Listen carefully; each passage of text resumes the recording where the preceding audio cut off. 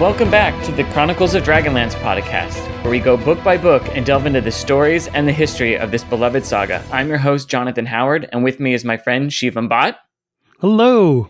And last time, we left the party of adventurers as they met a strange black-clad group of clerics on the road to Haven, and Chapter 8, Search for Truth, Unexpected Answers, picks up there. This is the chapter where things start to get a little woolly for our team, running into the actual Draconians for the first time, but also... We don't know they're called that yet. Yeah, we don't know what they're called, but we do know that there's a scaly group of lizards here. This is wild. We really start to see what the power of this blue crystal staff is, but we get a little bit of dump on Goldmoon, and we also start to see what the conflict of this story is. Goldmoon, at the very end of the last chapter, popped out when Sturm was talking to these clerics and said, I have this staff. And the clerics accuse her of stealing it. And she's like, no, I didn't steal it. But if it's yours, I'll give it to you. But you have to prove yours.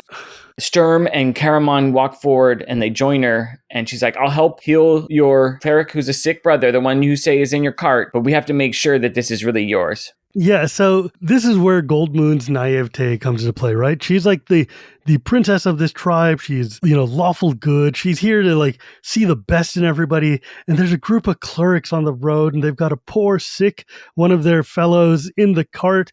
And she's carrying the first real sign of divine healing to see this planet in 350 years.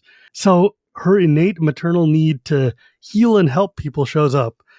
But you could see Sturm and Riverwind and all the other trained warriors just sitting there going please don't walk us into a trap. Please don't walk us into a trap. But it's wild though, because Goldmoon walks up and she's like, the staff was given to us. And then the cleric who's still bound up in rags is like, so you say, and he's hissing and sneering. And he's looking at this plain brown staff because it's not showing up as blue yet. He tries to grab it, and Goldmoon's like, hold on there. I got this out of a place of pure evil. I'll heal your guy, but I'm not going to give you the stick because we worked for it. So you better show me that this belongs to you, right? She's naive, but she's not completely naive. Right. Optimistic. She's probably giving more information than she should at this point to these guys. But she's also realized that in the past 3 days, her and Riverwind have gone through a lot of hell to get this thing, and she's not going to give it up to the first random Anons who walk in the door, right? Especially when they're covered in rags and their hands are bound up and you can't see their faces. These clerics are not inspiring trust.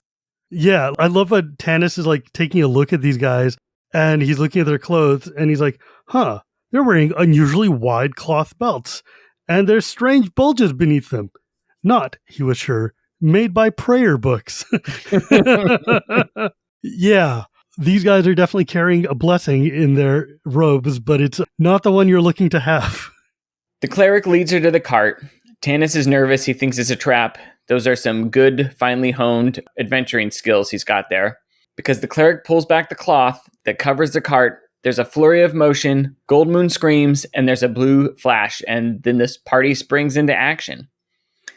Roll for initiative. Apparently Tanis fails because he's ambushed from behind as soon as this happens. Well, I mean, this is a very D&D encounter, right? This is a very traditional encounter. You're off in the road, you're going somewhere, and suddenly a cart of strange clerics shows up. And yeah, these guys have definitely got the advantage because they know that this party has what they want. So they've been aligning themselves in a way that would allow them to get the jump. Because Goldmoon's led over there, and while the party is distracted looking at the cart, folks are just inching their way around into places that allow them to just get opportune hits on the team. And that's interesting because they thought they had a clean breakaway, and Tanis and the rest of the crowd have they all stood back. They shouldn't know that there's a whole party back there. We'll find out real soon that somehow they knew because this entire wood is crawling with these guys. We're going to find out in just a second. Yeah, I mean, the cleric grabs a horn out of his pocket, lifts it up to his lips and blows, and then suddenly Tanis is like, it's a trap! But as he's about to say that, he gets basically stomped onto the ground. It starts to get real bad because Tanis is getting the life choked out of him from behind when, Flint comes with a big log and just brains the dude. Why didn't Flint use his axes here? It's a good question. I think it has to do with they didn't want to have to write about him getting it out of the stone. Yeah, I think because like we have yet to get to that part yet, but it makes sense from the authorial standpoint of if Flint brains him with a staff to knock him out instead, or with a big log, whatever, to knock him out instead of using his axe, we don't have to actually show who these people are, right? Yeah. So this is what happens though, right? Like Flint's got this log in his hand, he's knocked this dude off, and Tanis staggers to his knees, wipes some mud off his face, looks up at Flint, but Flint is not looking at him. His eyes are on the body that's at their feet. Tanis follows as he astonishes Dwarf's gaze, and the half-elf recoils in horror because it wasn't a man. Leathery wings sprang from its back. It had the scaly flesh of a reptile. The large hands and feet were clawed, but it walked upright in the manner of men. The creature wore sophisticated armor that allowed the use of its wings. It was a creature's face that made him shudder. It was not the face of any living being that had ever been seen before, either on Krynn or in his darkest nightmares.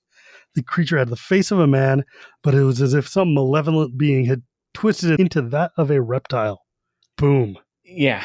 These are draconians. They're reptile men. And I don't think at this time in D&D there are no cat people, right? There's no... No, there are. There are these races of, like, from D&D first edition or whatever, even old D&D, there have always been, like, animal races. There were lizard men, like, just generic, scaly, like, soldier type. Mm-hmm. Lizard men existed. However, in the Annotated Chronicles, Tracy Hickman basically says, dragon men, or draconians as they were known here, were another purely Krynnish creation. Originally, they were intended to add a new opponent to the game. They subsequently gained considerable depth as the story progressed. Creatures created from dark magic, each type died in spectacular and unexpected ways as the magic that lived in them was released on death. So basically, when they were coming up with Dragonlance, they were like, one of the principles that Tracy Hickman had in mind was he wanted to make a setting that was not D&D normal, which meant he wanted to avoid a lot of the common tropes, which we've already discussed gnomes and Kender being very different from, original gnomes or halflings. Draconians were meant to be the replacement for orcs, because orcs were the generic bad guy in every D&D campaign. Orcs and goblins, and obviously we've seen with Toad, we have goblins in Dragonlance because you can't get rid of all the common generic level 1 monsters. But he wanted to replace orcs and their ubiquity and give something very dragony. So he's like, what could be dragony than dragon men? It's interesting. He thinks in the annotated, he talks about when you defeat them, there's a spectacular and it's different. And I didn't pick up on that. And I don't know, does that come into play in the first book, or is that later developed where blue scaled draconians do something and green scaled draconians do a different thing? Well, first off, they don't describe them very well here, but let me just really quickly go through and explain draconians. I'm not going to spoil too much of the story, but draconians, first, to understand draconians, you have to understand that they're good dragons, right? And evil dragons. We discussed this, I think, earlier on. The good dragons were the metallic ones, which means they're gold, silver, bronze, brass, and copper. And the draconians, being corrupted versions of good dragon eggs to give birth to them, are gold, silver, bronze, brass, or copper. So the original ones, the Aurochs, were the gold-colored ones. The Sivoks are the silver, the Baz were the brass, the Bozaks were the bronze, and the Capax were the copper. And they each had different attributes to relate them to their parent dragon. So the Auroch dragons, the gold ones, they have no wings because the original golden dragons in old D&D were like sinuous Chinese-style dragons that had no wings. But they were very heavily magically influenced. So the Auroch Draconians were super magically enhanced. They were innate spellcasters. They could do all that crazy stuff. And when they died, they went into like explosive energy and then became these chaotic like flame forms that would run around until they went berserk and then they burst and died. Sivok Draconians were the silver dragons, so they're big, gigantic silver skin. They're the only Draconians that can truly fly, so they've got gigantic wings. The rest of them have like vestigial wings that are kind of there. And their death throw was that they would take the form of whoever killed them, because silver dragons are shape changers. So when you kill a Sivok Draconian, it takes your form so that it would scare the crap out of anybody who comes after you and sees like, oh God, my buddy is lying dead on the ground there. But it's actually a Sivok doppelganger for you. The Bozaks, who are the bronze dragons, are the dark clerics of Tikizis. When they died, Their bones. What happened with the Bozaks? I believe Bozak death throws. Was this fully thought out at this point, or did this all develop later? This was all in the original modules too. Okay. Yeah, this is in like Dragon in DL1, DL2. They knew this. They didn't put it into the story necessarily, but they definitely knew this. Okay, yeah, I did have it right. I just didn't want to be wrong on the audio. So when a Bozak dies, their scaly flesh kind of just like dissolves and crumbles into dust, and then the bones explode into this big, gigantic radius. Because the bronze, that's not really related to the way the bronze dragons are. Bronze dragons have like lightning breath, but they can glide really well. And then the Kapak dragons were the copper ones. Because copper dragons have an acid breath, when the Kapaks died, they would dissolve into a pool of acid, and they could lick their swords and have like acid and poison on their blades to attack you with. Really, really cool. Finally, the lowest, the most common ones were the brass dragons, the Baz draconians. And those are the ones that we see here. And we will find out what their death throw is very shortly. So we're sitting here, and these guys are for the first time now seeing that there's these crazy twisted dragon men, right? Goldmoon pulls out, looks in her cart, and she was like, what kind of terrible disease does this guy have that turns his flesh into scales? But the second the guy tries to grab his staff, the staff kicks into gear, flashes, and zaps the poor dragon man, who does not expect this to happen. You think they'd know better, seeing as they were protecting where this staff was. Yeah, like you would think that their leaders would have been like, hey, by the way, this staff is a holy item of good, and if you touch it, it'll kill you. maybe let's, but I guess that's not something you want to tell the guys trying to find it, right? So Riverwind moves to protect her. Mm-hmm. So he's rushing forward, but when he sees what's in the cart, he's stunned, right? He is made insensible. The book says, a man who wakes from a nightmare to discover it is reality. So now we know what that horrible city of night Riverwind was in. Maybe we know what was in it. Yeah. You can tell that Riverwind is immediately sent into like PTSD level shock. Maybe even not even PTSD, since it was like a week ago, right? So it hasn't been long enough. Yeah, it's still too real for him. It's not post-traumatic. It's still just traumatic. It's still just traumatic. It's still like right in the thing. So Riverwind is once again shown to be unable to actually participate in combat because he's still just fighting off his warrior's wounds, and that's fair. And it's a really honest assessment. And I think that Tracy Hickman and Margaret Weis did a very good job of showing kind of how difficult it is for Riverwind to rejoin society after having this huge trauma inflicted on him. Like, he can't just pick up in D&D fantasy at this up till now. It's like, oh yeah, you know, my arm got cut off. I just drink a potion and I'm back in battle tomorrow. No big deal. But no, Riverwind's got real scars, and it's like deep. So I love that there's a lot of stuff in this early book that just shows how much trouble he's gone through and how bad it's been for him.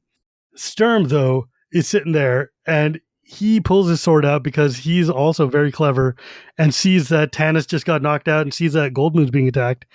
And he jumps forward with his sword and just plunges into the back of the dragon that's about to stab into Riverwind. And the thing screams, wrenches, turns around, tries to pull the sword out, you know, does all the death, like, oh no, woe is me, life is pain.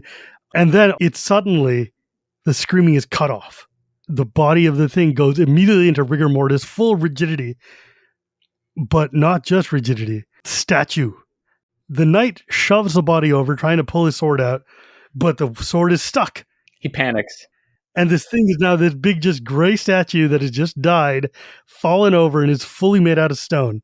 He cannot pull his sword out of the thing, which is a real challenge when you've got like 13 other dragon men just hanging out. Yeah, he panics.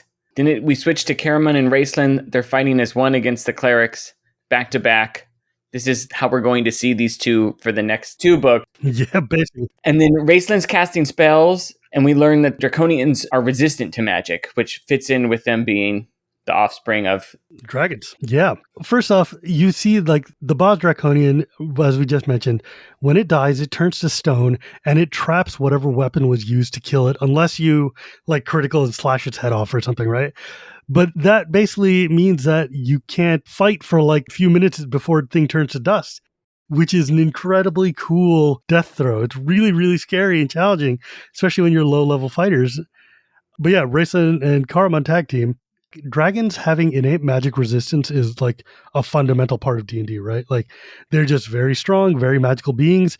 Magic can't hurt them very much unless you're very powerful. And Raceland, as we've seen, basically has like a sleep spell. He's got like a sleep spell and he's got like magic darts. And that doesn't really do a lot against a bunch of guys who can just shrug it off. And he tries to cast the sleep spell on them the same way he did at the edge of Crystalmere Lake. They maybe yawn and then they keep coming. Yeah, they kind of like roll their saving throws, yawn, shrug, and keep on going. And he's like, huh, that's neat. And Karamon's like, not right now. Not right now. Basically, this is the sleep spell as it was in D&D with the sand in your hand to summon Sandman to give you nice dreams. I love that. I love material components in D&D so much. So the party's winning. They're overcoming these draconians, but as Shiva mentioned, there was a horn blown and more of the creatures are just pouring out of the surrounding woods. Mm. There's this comedic interlude with Flint and Tasselhoff. Flint gets an axe stuck. Tasselhoff is fascinated. He's trying to figure out. He's like, look, your axe is stuck in there. Storm's sword is stuck in them. Isn't that fascinating? And Flint's like, what are you doing?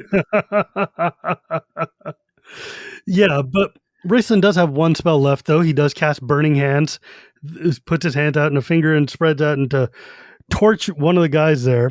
And you notice, though, that the guy that Raceland lights on fire doesn't turn to stone. So if he can get through their magic resistance, he can also get through the death throw because a weapon didn't kill them. Yeah. I don't know how they manage that into your genetic code to say that only weapons will turn to stone, but there we go. Tanis is trying to gather the party so they can flee into the woods under the cover of the smoke created by Raceland's spell. More of the creatures are coming. Both sides of the road are cut off. Tasselhoff manages to get Sturm's sword because as he's pulling at it and he's experimenting with it, enough time has passed and the stone statue just turns into dust. Mm-hmm. And so covered by the smoke, they flee into the surrounding woods. Yeah. They're not being chased. One of the things that's interesting in here is that you see that the Draconians are not just the boss Draconians who are in there, but like the leader of the crew is a Capac, and you see as they're fleeing that there's like dark winged forms floating on the ground a half a mile away, and that means that there's also Sivak Draconians hanging out here, which means the entire Draconian army is spread through this area, looking through this place to find our heroes. Which is wild. This is like the first time they're truly introduced, but this is where we really start to get a sense that something has gone very, very wrong. Yeah, they've talked a little bit. As they flee into the wood, they're scared about going into Darken Wood. They've mentioned this place before. We're not quite sure why it's bad, but apparently it's bad. They're trying to avoid it. And they said, well, maybe we don't need to. We're near this peak, the Prayer's Eye Peak. Maybe we can skirt around and we can still make it to Haven. As they're fleeing, they're trying to make these decisions, and then they notice that they're not being chased. And Tanis says, well, there's no need to. Look, we're surrounded. We've seen the flying creatures. We saw them pouring out of the woods. They're just going to wait for us. They've probably blocked off all the exits from the forest. Yeah. It's like a bunch of hunters just trying to, trap a deer or trap woodland creatures by just herding them into a place and making it so that you can't get out. Very traditional military kind of tactic. There's one way out. Yeah. And we don't have to go in and risk our lives. Exactly. This woods has one way in, one way out, and it's surrounded on all sides by mountains. So there's nowhere for these people to go. And generally speaking, a place called Darken Wood is not going to be the light and happy, fluffy, woods of Snow White, right? Like this is going to be bad time city. Yeah, that's what Tanis is. That's the only way that hasn't been blocked off is probably Darken Wood. Yeah, and thus we enter into chapter 9, Flight, the White Stag. And it opens with this beautiful interior picture of the stag, which is apparently a symbol of good luck in some cultures. But and we've seen the white stag before because in the early chapters, the old man talked about the story of Huma and Paladin and the white stag. Yes. So the white stag carries a lot of symbolism, so we will see what happens there. Prayer's Eye Peak is basically one of these mountains that's in the mountain range surrounding Solus and in the Abnacini area. And it's really cool. They basically make it look like folded prayer hands, but with light being able to come through the two hands there to make it look like the prayer's eye. It's one of those neat little details that just shows up that stick with me for 30 years. Like, very cool, kind of like evocative feeling. And so our heroes run into the woods. Raceland is just like beat to death. He's exhausted, having cast all of his spells, needs to rest. And of course, the whole party basically kind of needs to rest, right? Like, they've been having a bad time. So they hang out. Sturm was injured in the previous fight. Mm. He's only partially healed by the staff. Once again, we're reminded that the staff has limits. It has charges, probably. Mm-hmm. It can't fully heal Sturm. Yeah. And that's also really important for, like, low-level games. You don't want to just have a thing automatically heal you. You want people to sit and have to actually try to have a challenge. The MacGuffin can only do so much, right? You don't give the MacGuffin that wipes everything out until very late in the story. Right. That's when you get the super powerful MacGuffin that allows you to do all those things. Not at the very beginning. Yeah. So Sturm is all stabbed, but he's kind of alive still. The team is still alive. And Sturm and the friends start walking deeper into the woods. The rain stops, the wood is quiet, and it's really weird because there's no animal sounds, there's no bug sounds, there's no bird sounds. It's just an eerie, empty silence. Except for Tasselhoff, because Tasselhoff is a Kender, and they don't know how to be silent. So Sturm, of course, he's got his wound. He's walking rear guard because he's the honorable one and has to be stubborn like that. And we get this long passage about his entire backstory. Info dump. Yeah, info dump while daydreaming. It's like, look, I'll be honest, I prefer this to the Game of Thrones method of let's go to the brothel and have an info dump while the hero gets laid. This one, we learn all about what Sturm's deal is, and like also nice little aside talking about the first Dragonlance story that was ever written by Roger Moore in Dragon Magazine, where Tasselhoff gets carried by automatons and taken away to run into Demogorgon. Really cool story. But so that's referenced in here, or is that? Yeah, because while Sturm is walking down there, and he's like, he only knew that he must keep walking, placing one foot in front of the other, moving forward like one of Taz's automatons. How did his story go? Sturm tried to remember through a haze of pain. Those automatons served a wizard who had summoned a demon to carry the Kender away. It was nonsense, like all Kender stories, which is straight up like, by the way, Roger, thank you for your story. We're going to put it into the book.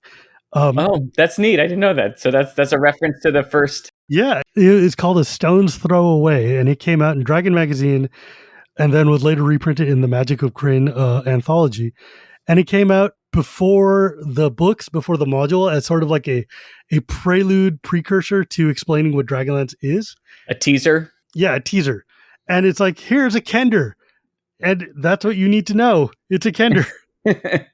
As Sturm is contemplating, we get this tiny aside between Tanis and Riverwind. They talk about the creatures where it's confirmed that, yeah, in the broken city where he found the staff, it was full of such the Draconians. And he once again thanks the party for saving his life. And then we cut back to Sturm and the info dump, right? He remembers his childhood, stories of Huma and Palatine. We're getting more and more confirmation that his whole life is surrounds these knights and the story of Huma. Yeah, because like and Palatine. His mother was a daughter of a knight. His father was a knight and a lord of an area. Like, they're basically zealots and nationalists of their people. But very much like, look, this is the only story she knows to tell him, because that's the stories of their culture and people, is the stories of the knighthood and the knights and of Huma. How basically Sturm's father sent Sturm and his mother into exile because of the fact that the people who were there, because of how the peasantry treated the knights after the cataclysm. So effectively, the cataclysm happens. The world is shattered 300 years ago. Everything falls into disrepair and disorder. And the people turn to the knights who are supposed to be their protectors. And the knights are like, we don't have our magic or our dragons or anything anymore. Everything has gone to pot, but we still have our castles to live in. And so we're going to be the lords and it'll be great. And all the peasants are like, we hate you now because you're just evil landlords who aren't even doing your job. And so they turn on all the knights and they start to kill them and make things very hard. So Sturm's family ran a little thing like that, and his father is betrayed or something by various knighthoods.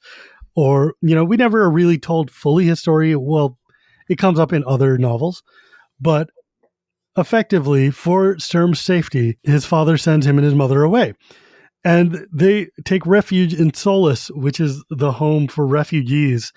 And they end up befriending Caramon and Raceland because they're of the same age.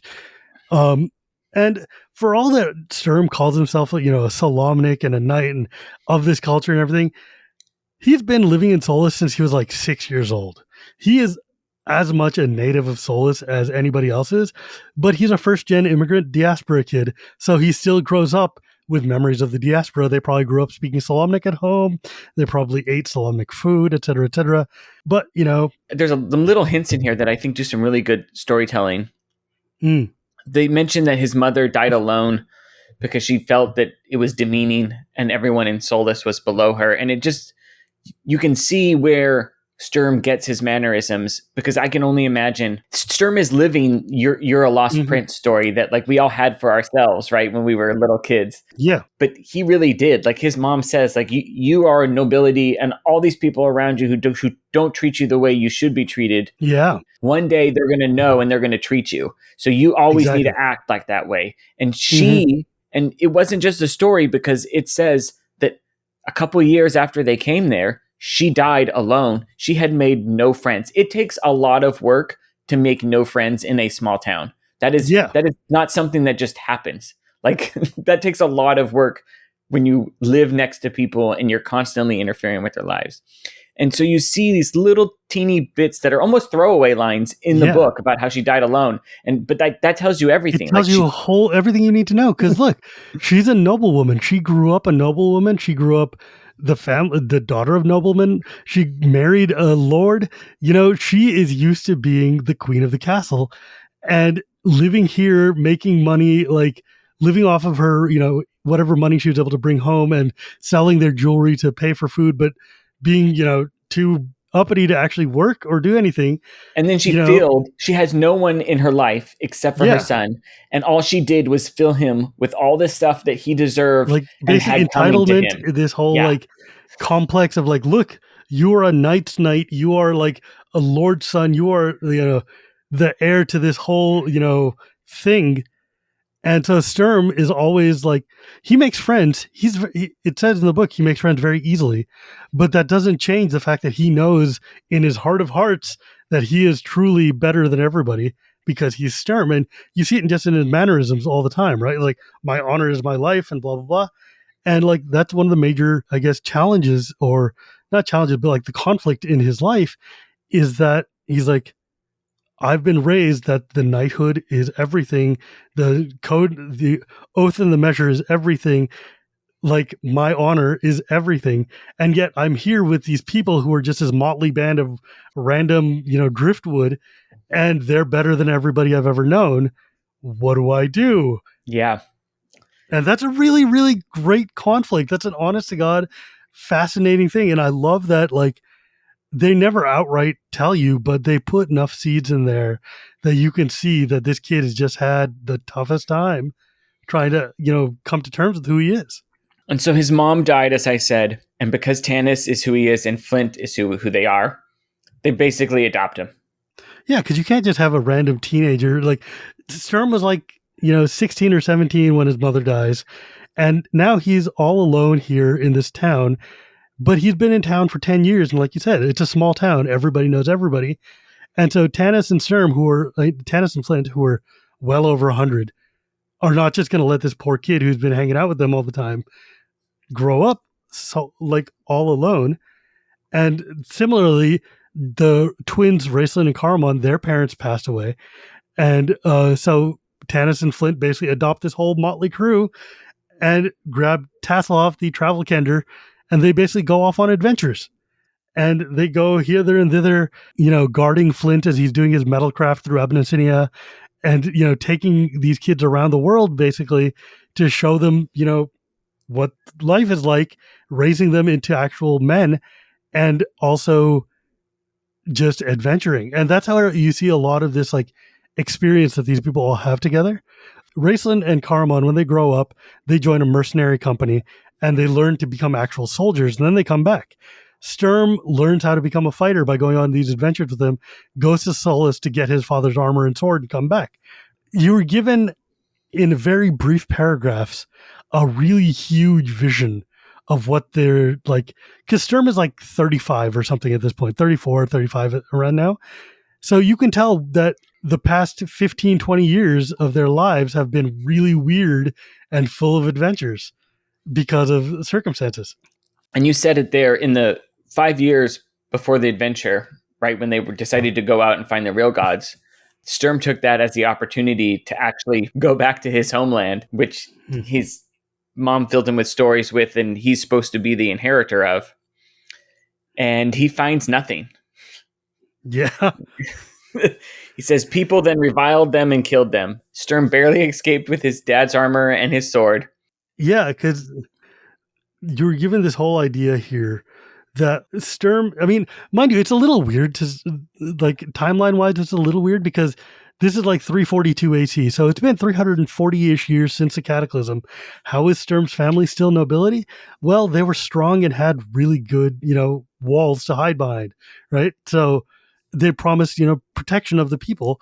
But when the people finally turn on them, like because of a drought or because of some kind of environmental change, their number is up, right? And so Old Man Brightblade says, all right, you guys need to leave because I know how this story goes. Tale as old as time. Yeah. The thing is, though, you see a lot of like the Huma story showing up here as well. It's because, as Tracy says in the annotated book, they studied Tolkien when they went out to create Dragonlance. And one of the things that they realized was that the story needs to be firmly grounded in the past. They need to have a history. That history needs to feel real and feel like it has weight to it. And so making Huma into like a fundamental, like, I guess, like foundation piece for the story helps give weight and emotional resonance to like Sturm's entire plot. Yeah, it does. And this is right about when Sturm sees a white stag. And we're not sure if it's a head wound or if he's having a vision. It's larger than any stag he's ever seen. It's pure white. It was beautiful. Only problem is that no one else can see it. And he calls them all fools. He's like, what are you talking? It's right there. Can't you see this giant, beautiful stag? It's just like Huma. Yeah. We have to follow it. Everyone's like, there's no stag, Sturm. Yeah. But we don't have anything else to do. Like, there's no other plan. Riverwind's like, I see no stag of any color. And Caramon's like, yeah, you've got a head wound, bro. Maybe it rests a little bit. And these guys like, he got hit really hard. We should not follow him. And Tanis, though, is like, pauses for a second. He's like, I haven't seen any white stag myself, but I've been with one who has, and I've followed it like in the old man's story. So, and Caramon's like, are you also crazy? Are you okay? Like, you want us to follow an animal we can't see? And Raceland's like, yeah, it wouldn't be the weirdest thing we've done today, okay? And we have another, like you said, there's another hint at the love triangle that Tanis is in here. He mentions twists a ring on his finger and thinks of an elf maiden. Who could that be? We will find out soon enough. It's wild. And these guys sit down and remember that the old man at the beginning of the story was like telling stories about white stags, and he was the guy who got them into this whole mess in the first place. And Tan's like, yeah, sit down, shut up, man. We could have just given the staff to the High Theocrat, but we didn't because we love this stuff. You all love this stuff. Don't lie to yourselves. If Sturm says he sees a stag, then we're going to follow Sturm. And Caramon's like, it's not even going the right way. And they're like, yeah, well, suck it up. So Goldmoon's like, you know what? If all the other paths are blocked and Sturm's got a direction to go in, I'm walking that way. And if Goldmoon goes, Riverwind follows. And if Riverwind follows, everyone else does too. Yep. So they follow him into the forest, into no path, pushing through the brush, and then all of a sudden, there is a path. It's very wide and clear, but there's no footprints on it, and it doesn't exist if you step off of it just a few feet and look back. Huh. That seems normal. And Flint is like, what the hell is going on here? And Taz's like, man, I wish I could see a stag. And Flint's like, go get hit in the head. But with you, we probably couldn't tell the difference anyways. They decide to rest again. Tanis and Riverwind do some scouting, and this is where they see that if they had followed their original plan, they would have been ambushed by the dragon men. They comment on the invisible path, and they wonder, like, well, we can get back to it, right? And they're like, yeah, well, we know where it is, so... And then way off to the north, they see lots of smoke rising in the air, and they both know what that means, is if there's lots of smoke, there's armies. So campfires for an army. Many hundred campfires. And now all those rumors of wars have been confirmed. There is an army, but they don't know whose army it is. They don't know what's it after. The staff, something else. And then they're like, look at the stars, man. The stars are gone. The constellation's gone. The staff is showing up, and there's weird lizard guys walking around.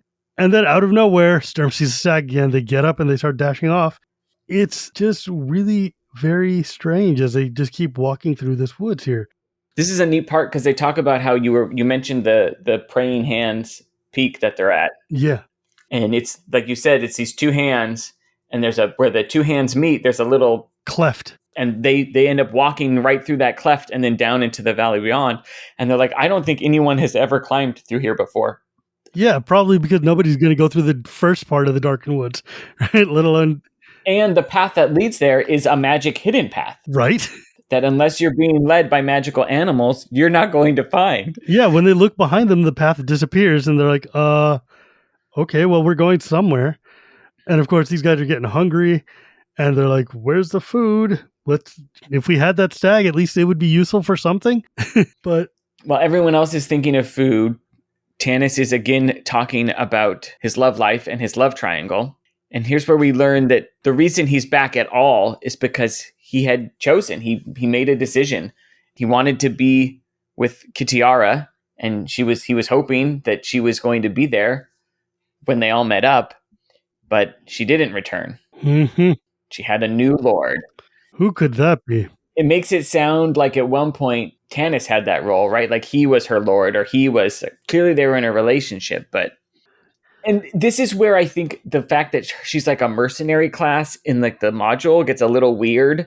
And that's like, well, just because like that doesn't mean you have to have a lord to serve. Like if you could change careers, but because it's D&D, you can't change careers. So she has to be a mercenary and she has to have a boss.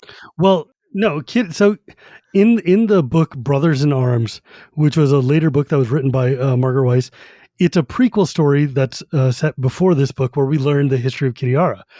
And she is older than all of the companions, except for like the demi-humans, right?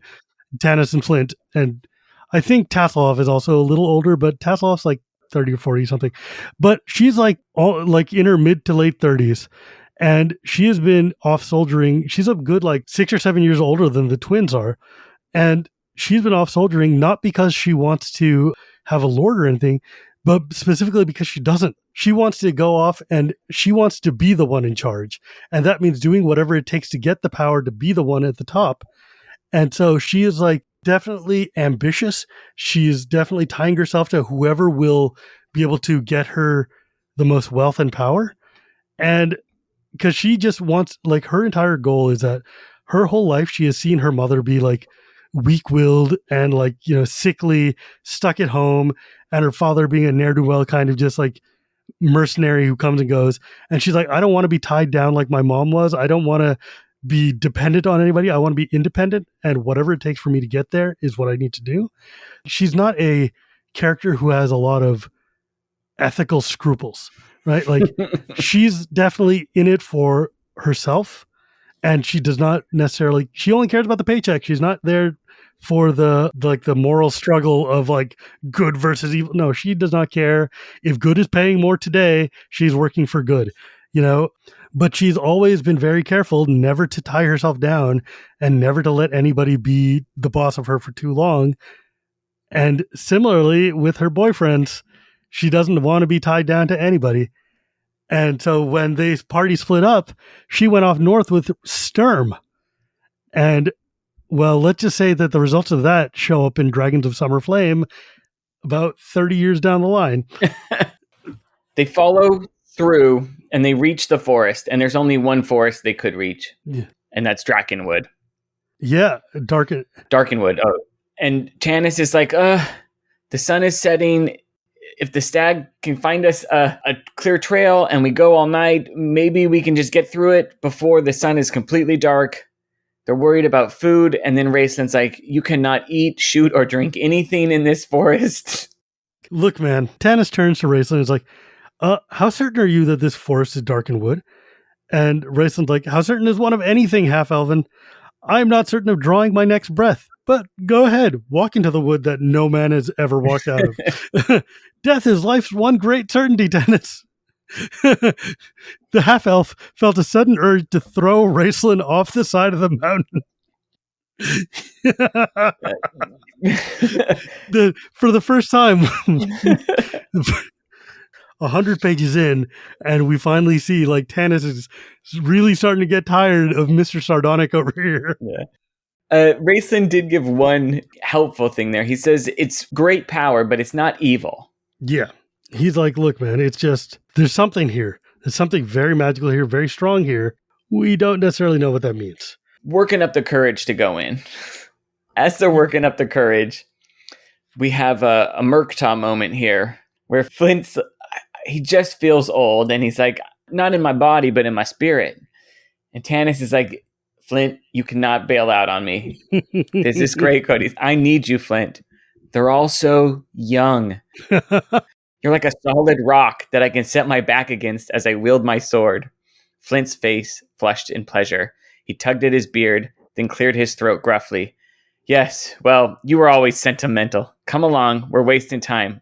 I want to get through this confounded forest as fast as possible. And it's like Tannis is like, I'm too old for this shit. And Flint's like, yeah, me too. Yeah, Flint is like, he's not old for a dwarf. He's only like 148, but his father died young. And so that kind of weighs on him. But one of the interesting things here, though, is that this is one of the first times we see, like, Tannis is looking at this mage, and he's like, his hourglass eyes are dilated. His metallic skin is a ghastly color. Like, this is really just a hideous looking Raceland. And it's funny, whenever we think about Raceland's hourglass eyes, everyone's like, why? And basically, Margaret Weiss says, the artist thought it would look really cool if Raceland had hourglass eyes. I had to find up a logical explanation. Not genetic, because obviously Carmon doesn't have hourglass eyes. And so they had to figure out, okay, well, maybe he got them as a result of some magical test. And that ended up being the creation of the test of high sorcery. Basically, the artists were like, wouldn't it be rad? And then the author's like, oh God, what do we do with this? And it ended up being amazingly cool. And that symbol became the symbol for the neutral magic, right? That's his symbol, the hourglass in the skies. Like, it had a huge influence just because an artist thought it would be cool. Oh yeah, dude. It's like, the hourglass is so iconic in Dragonlance now that it's like almost the symbol of the world alongside the lance itself, because Raceland turned out to be awesome. But yeah, so here we are at the cusp of Darkenwood. What could possibly be inside of those forbidding, scary aspens? I guess we'll have to find out. For next time, it's chapter 10, Darkenwood, the Dead Walk, Raceland's Magic. But that will be for next time. Boy, that sounds really not at all ominous. Oh, the picture is great too. On my volume of Dragonlance, the picture that it has is of it's kind of spoilers if I say it, but the skeletal knight. Yeah, it's a skeletal knight made out of mist with a sword and a shield under a tree. You know what? If we could spend 10 seconds, first off, the original Chronicles books, each chapter has its own individual interstitial art, and all of them are story relevant and really, really beautiful. They're really, really cool. Well, and it really adds a lot, right? Because in a story where it's all words and there's a map, it does add some flavor that I appreciate. Yeah, it feels a lot like, I mean, again, it feels like a D&D game where you've got one of those things where the DM holds up a picture and then says, you are now in the dungeon, and sets the mood for the whole chapter. Absolutely. Really, really cool. They did so many good things in this book. Well, we will do that next time. We want to thank you for joining us. And my name is Jonathan Howard, and you can find me on Twitter at False Logic. And I will shift it over to Shivam, and he can tell you where you can find him. My name is Shivam Putt. You can find me on Twitter at ElectroTal, and you can find my other podcast, Casual Magic, available anywhere podcasts are sold. Thank you once again for joining us for the Chronicles of Dragonlance podcast. Good night.